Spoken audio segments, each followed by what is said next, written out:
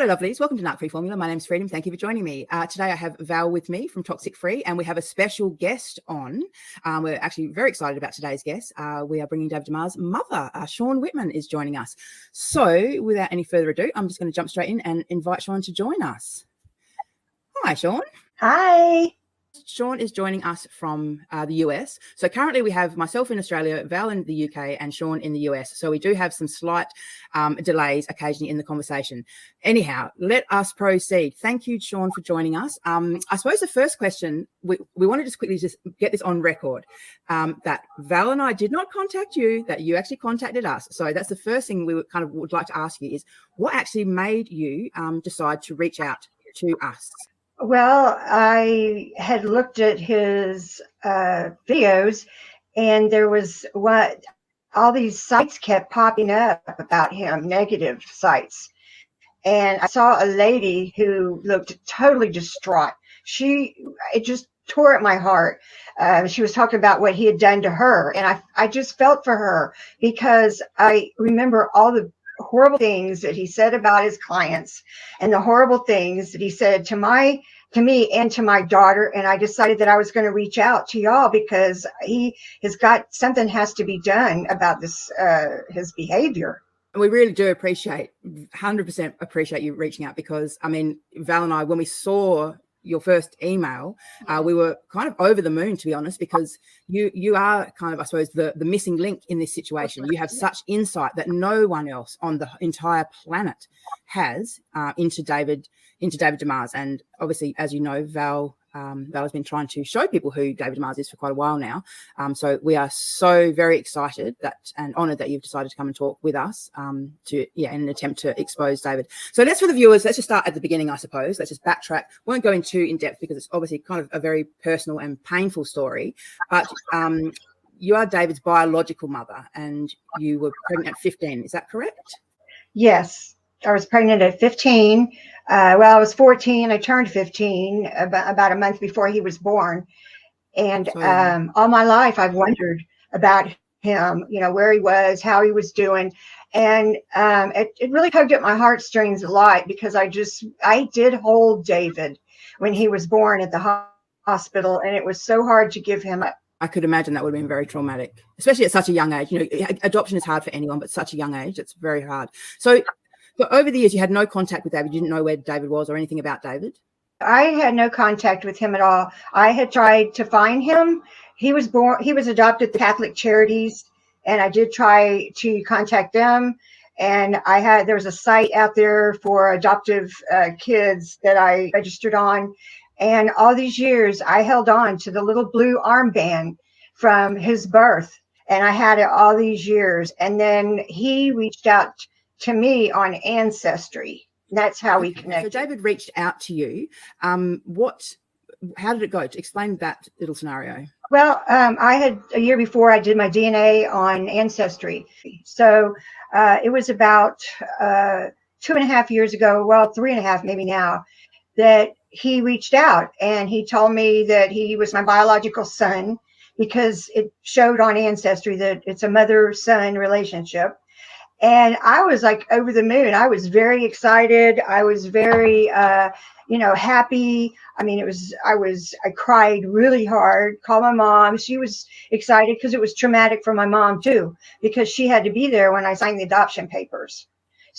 And so, so he contacted you on Ancestry.com. And what you've told us, he ended up living with you, which is a little bit strange. I've got to say, just purely because of his age, but. Well, he contacted me, and we Skyped, talked on the phone all the time. We text and, for almost 2 years. And then he was having a really hard time because he left Vegas during the pandemic. But he went to Florida, and he was really having a hard time in Florida because it was expensive. He couldn't find a place to live that was, decent. And so I had offered before if he wanted to come here and, stay with me a little while, that we could do that. And so he agreed, and he ended up coming to my house and staying here with me for about 6 months. Was it, when you first initially offered, did you even think that he would ever stay for that long, or did he just end up staying? I didn't think he would stay that long, but I was trying to give him a chance to save money, kind of get his life together a little bit and, do some things like that that would benefit him. And it did not turn out like that. It actually turned into a very big disaster. And so I asked him to leave after 6 months. I never, ever thought he would stay that long. Just quickly, Sean, was there red flags? So when you're on the phone and Skyping, was there did you have any red flags at all prior to him moving in? I probably did, but at the time in the situation with, finding him after all those years, I kind of ignored him, I think, because I know the things that he was saying about his clients should have been a red flag to me for sure, because that was really disturbing. I mean, I was really almost in shock at some of the things I saw and how he was talking about his clients. Actually, that's something I wanted to raise. I wanted to let people watching know that you, although you are retired, you were a RN, so a registered nurse, working for, I think, 30 years, you said you were an RN? Is that correct? Yes. I graduated my RN, and I'm from Houston originally, so I went to, which is where David was born. And I worked at the Methodist downtown, 15 years in the ICU doing heart transplants, lung transplants, all kinds of, cardiac surgery, everything. I did that for 30 years, traveled all over the country. I've worked in at least 8 states at really high acuity positions. Then I also worked in management for 5 years at the hospital too. I had a management position of assistant. And the reason that I raised that is just because I wanted to clarify that you are an educated person. You managed to do some really good things, considering the the disadvantage that you started off with, obviously having to give up a child at such a young age. But you've managed to turn it around, and you're a successful woman in your own right. One thing I wanted to say about Val is I really kind of felt like I knew who she was, because David had said so many things about her, and his response when he would talk about her, so visceral. I mean, he hated her. He told me that he would have her killed. And I said, David, you really don't mean that. You wouldn't really do that. And he said, yes, I would. He said he hated her that much. He wanted to destroy her. He wanted me to put up fake emails so that I could discredit her on her salon website and act like I was a client and she, messed my hair up or something. And then he wanted me to go on her website for YouTube and make negative comments and accuse her of things for him. I mean, he would not let it go. Did he actually call Val? How did he explain Val to you? Did he call her a stalker, or what was the story that he even told you? Do you recall? Well, no, I was just quickly going to finish off. The fact is that the reason the person, David, is so, hateful towards me and wants me dead is because I know things. I have information on David, and that's why he is that bitter towards me. He's not bitter towards me or hateful because I'm a stalker, because if I was, he would let the police deal with it, which he keeps saying he has, but he would let the law deal with me if I was a stalker out of his control. But for somebody who hates me so bad, that is because I know stuff about David and he feels threatened. Yeah. No, it has nothing to do with stalking. David told me that y'all had been friends for a year and a half or however the time frame, and that you wanted to he was going to help you with his YouTube channel, and you were going to help him. And then for some reason, when you decided not to, he got mad and then he started, he got mad at you for that. Well, he told me that you got mad at him, but that's not true, because he had told me that he got mad at you because you were rejecting him. It's not about the stalking. David cannot stand to be rejected. When we discuss how he talks about his clients, that is the same thing that he has done to clients that he has.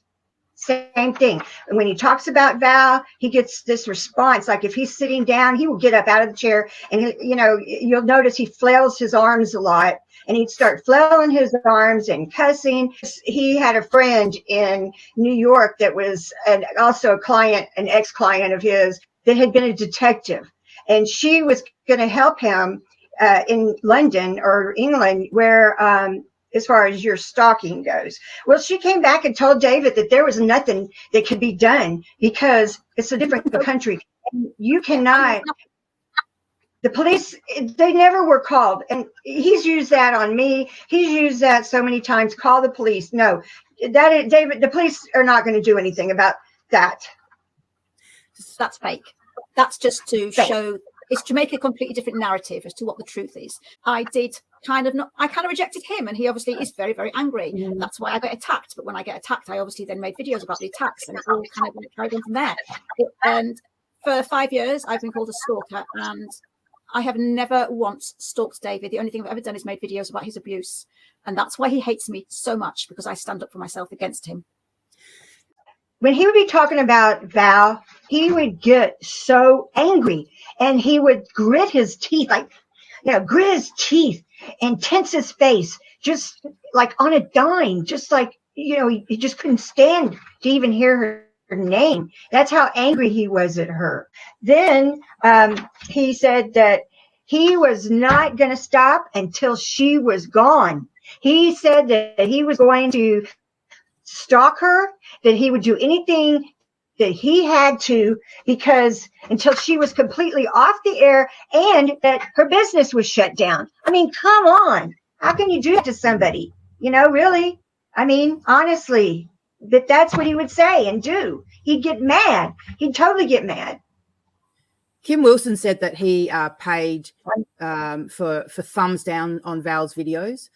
Kim Wilson actually said that he pays for thumbs down on Val and anyone else who tried to expose him, basically. So the fact that you're confirming that he tried to get you to do fake reviews on Val's hairdressing website, just once again, just confirms what Kim Wilson has said.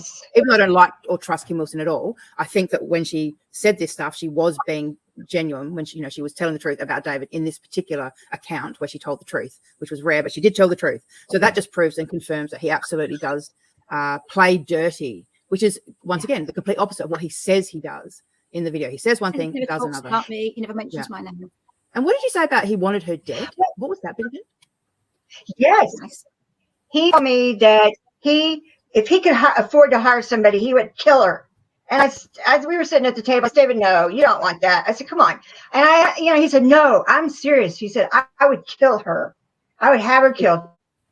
He said, yeah, he wanted Val dead. And he said, haven't you ever hated anybody so much you wanted him dead? I said, no, not that much. No. I mean, but David is he's vindictive. He will keep on going. He will make it seem like it's her. He's doing it. He's intentionally doing it. And he's consumed with it. And, you know, my whole point is if he's a narcissist, and the fact that he won't let it go, like any other person who is a normal, emotionally stable person would just go, oh, well, especially a life coach. You're not going to let that get to you. But David could not let it go because he's a narcissist. He could not let it go. On and on. It's interesting that you think that he is a narcissist. Obviously, none of us are psychiatrists, none of us can diagnose, but just from your personal and professional experience and understanding of narcissists, it's interesting that you yourself actually think that David is a narcissist. That's very interesting. Without going into too much depth, because I am aware that, you know, there's certain private aspects of this conversation, but there's definitely bits that need to be made public. But I would just like, if you can briefly, just to touch on. So you've had contact with David's adoptive parents, and what do they sound like to you? What was your impressions of them? They were so sweet, so caring. He was so upset, and he actually apologized to me for David using me and taking advantage of my emotions. He apologized. They even offered to meet me so that I could see that the people that adopted my baby were good people. And, you know, he was really concerned. And really, honestly, he didn't have to be concerned. He didn't have to. you know, but he was very concerned. And he told me too that David did the same thing to his adoptive mother when she died. He used her also for money. He was, I think, 17, not too sure on the year, but he didn't want to follow the rules in his parents' house. So he went to live with his mom, who had some physical problems, emotional problems, and he could do what he wanted. And she came. So the She parents, also sorry, the came. adoptive parents were separated. Is that correct? The adoptive parents were separated?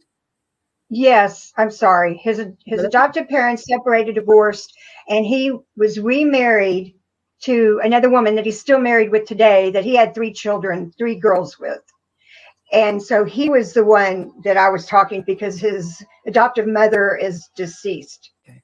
And so at 17, David went to live with his adopted mother because the rules were a lot more relaxed there. Right. He didn't go to school and did whatever he wanted. So I really didn't understand how his life was so hard. Well, victim. Yeah, he's a professional victim. There's just no doubt about that. He loves playing the victim card. And I think it's, you know, in part, you know, he's got issues, but it's also in part, you know, he's part of his disorder. The man's very disordered, and he uses that victim card to make sure that no one can attack him because, oh, he's such a victim. Yeah. And so David took advantage of the situation financially, you were saying. Yes, he took advantage of it. And then when she died, he got a large sum of money. And his dad said he blew that within a few years, and was coming back to him trying to borrow money from him after not speaking to him for years.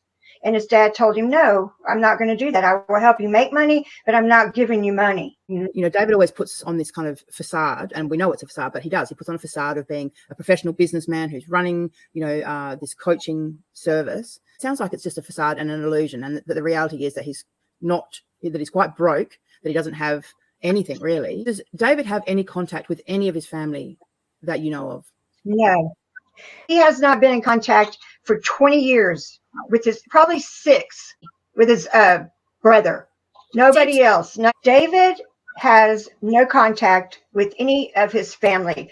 Right before we talked, he had just cut off contact with his brother, but his other family members, it's been like 20 years. But this is a pattern with David, because he tells people to leave your family. I mean, that we can discuss later, but that was a big part of what really upset me. But yes, you're right. He has no friends. And David, he has no house. He has no car. He has no bank accounts. He is dead broke.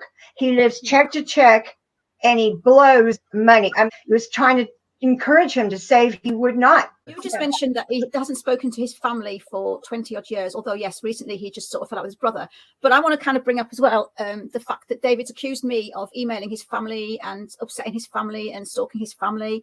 Now, if he's not speaking to his family, that is a blatant lie. And I just want people to listen to this, because, you know, I want to get the truth out, that David lies when he says, and that's proved it to me, because you've just said he's not in contact with his family. So David can't actually accuse me of attacking his family if he's not in touch with them. Just wanted to put that out there for the listeners. Thank you. Sorry, I'm just, you know.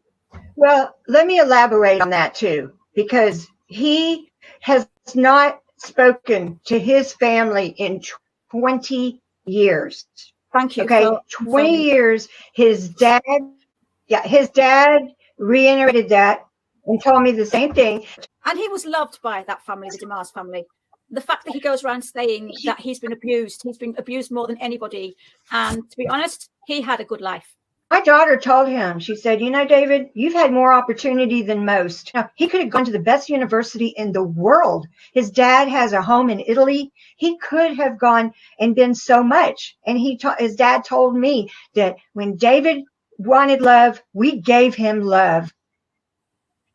So all this facade, when David sits there and pretends he's been abused as a child, pretend he's had a hard upbringing, pretending that, you know, he's this victim and he's managed to bring himself up to being the good person he is today, it was all fake. None of it's real. He isn't a victim of abuse from his family. He got brought up. It's all fake to make him look more empathic and more appealing to people who he can victimize. Yes, exactly. He tells people his dad abandoned him when he was 5. I asked his dad that. He was drafted because he was in the military. He left and went to, I think, the Philippines because he was in the military. He was a military doctor. And so that's why he left. And then when he came back to the States, he got custody of David and his younger brother because his adoptive mother was too sick to take care of them. So he took them back. And David told me he loved his stepmother so much. He was very close to her when he first went to live with her. But then after a while, he said that she just changed or something. Well, his stepmother, she's also an RN. She was in the military as well. That's how she met his adoptive dad. She was a nurse and his dad was a doctor. So David often brags about having a college education. He makes little references to it. Can you clarify whether or not David actually does have a college education? David has no college education. He did not even graduate high school. And I know that because his dad told me. I reached out to his dad, which we texted, and we talked on the phone several times after all that happened. And his dad told me that he did not graduate high school. He has no college education. And he even lied to me once and told me that he went to Oregon State or something, and his dad said no. And I'm sure if he did, it would be on his profile. Yeah, that's a good point, actually. I'm sure if he actually did have a degree, it would definitely be front and center on his website. So that's really interesting. Inside information. So his father, for everyone who's watching, is his adopted father, not his biological father. His dad also told me that when David was a teenager and he became so involved in drugs and he was unruly, that they institutionalized him for about 2 months. And David also told me the same thing. And his parents told me that they went to all the family meetings trying to, work it out. And so that was another thing that David was upset about, why he didn't want to stay there either after he got out of the institution. And his dad also told me that every time David would have him and a new girlfriend would break up, that they would for some reason call him and tell him what he does, how he lies, and the things that he's been doing to them. Did his apparent abuser, who I know isn't his abuser, is more his victim, Ronnie, did she contact David's adoptive father? Yeah, she did. Yes, and he told me that they would all tell him how he would beat him up, abuse him, how it wouldn't work, how that it was just horrible situations. And that is specifically what his dad told me, that's what they would tell him. Wow. It's interesting because we've seen the text messages from Ronnie to Val, stating that David beat her. Black and bloody was the term she used.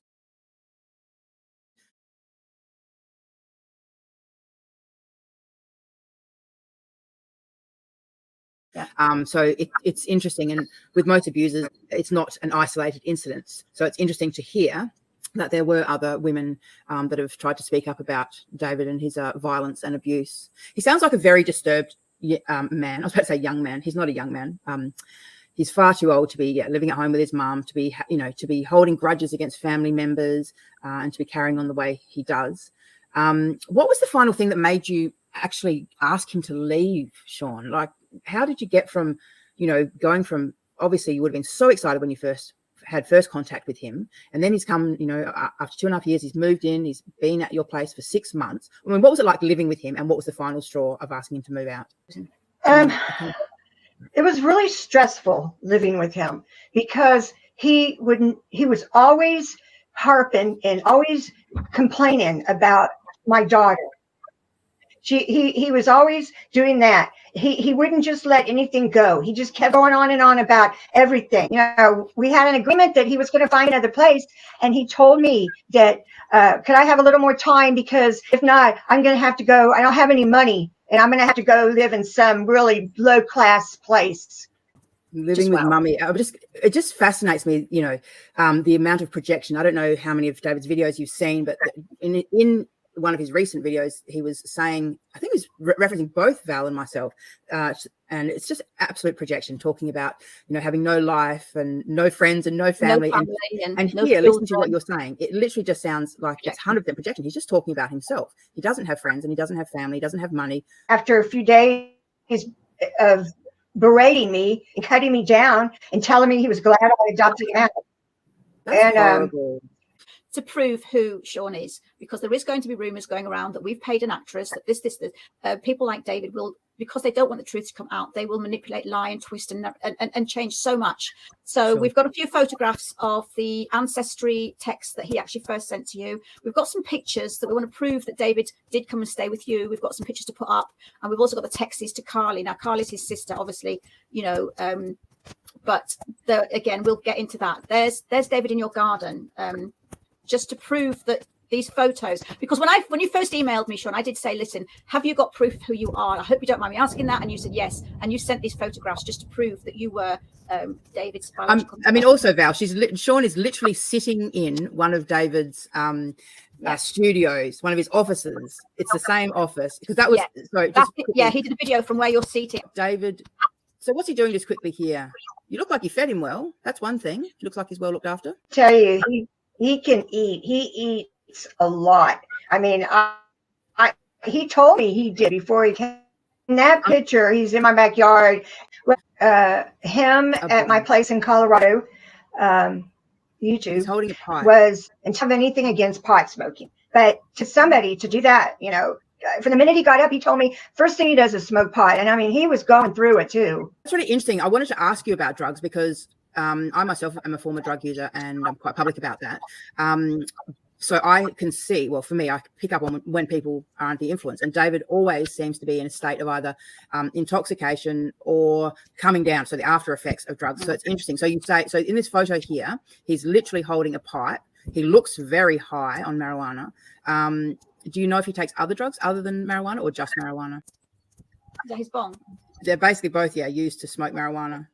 Apparently this is his hand. I think just marijuana. He's got a drinking problem too, and he drinks Corona beer and vodka, and a bottle of Jägermeister.